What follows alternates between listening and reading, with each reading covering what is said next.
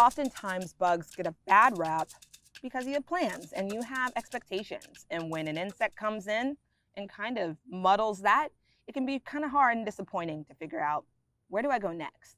I like to focus on biodiversity because I think when you can foster a great companionship between your plants and those bugs out there, you're going to find it benefits you, your plants, and everything else around you.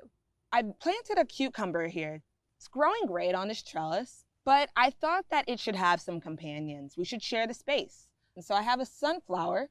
It's helping to keep some roots in the soil and aerate. I also added a nasturtium plant as a trap crop so that if it was really ridden with bugs, it actually would go first to the nasturtium and you could bag them and cut it and remove the plant with all its pests and eggs. But it's kind of funny because my nasturtium's doing really great actually and hasn't really brought on a lot of pests.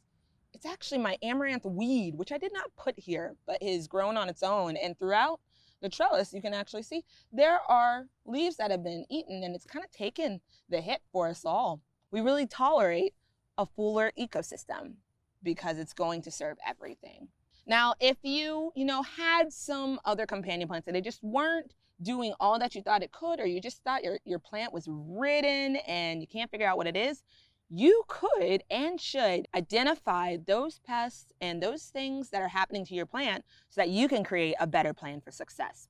I like to use containers to trap those bugs so that I can go use a search engine or an app that identifies. There's a lot of great ones that you can download, and they'll tell you exactly what it is you're dealing with.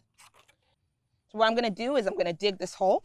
And I'm gonna dig a hole right in between my whole system here of everything I got going on. So get it as level as you can with the ground. Yep, I think I've done that. And now I'm going to pack in the dirt around it. And you can come back to check this and pick up your cup and figure out what it is that's in your garden space. And it'll be really helpful for you as you continue to steward the biodiversity and companions in your garden space. Good luck on your growing journey.